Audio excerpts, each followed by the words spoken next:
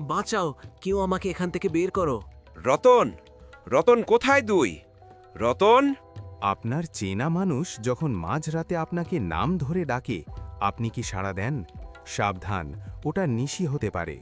রতনও শোনেনি বড়দের বারণ, আর তার ফল হল এই অন্ধকার আয়নার চিরস্থায়ী বন্দিদশা। কিন্তু কিভাবে রতন এখানে আটকালো, জানতে হলে দেখুন আজকের রোমাঞ্চকর গল্প নিশির ডাক ও জাদুর আয়না।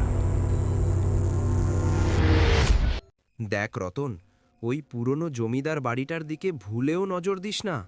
আরে চাচা, এসব ভূতের গল্প ছাড়ুন তো। আমি তো কতবার ওই বাড়ির পাশ দিয়ে এসেছি, কিছুই তো হলো না।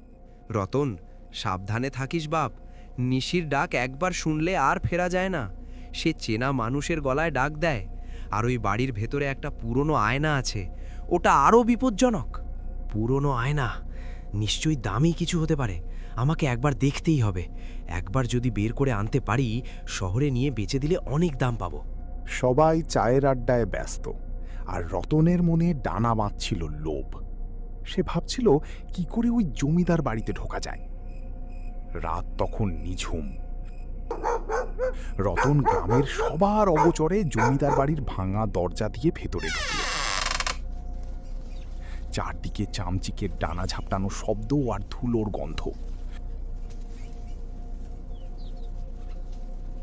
রতন টর্চের আলোয় এক বিশাল হল ঘরে পৌঁছালো।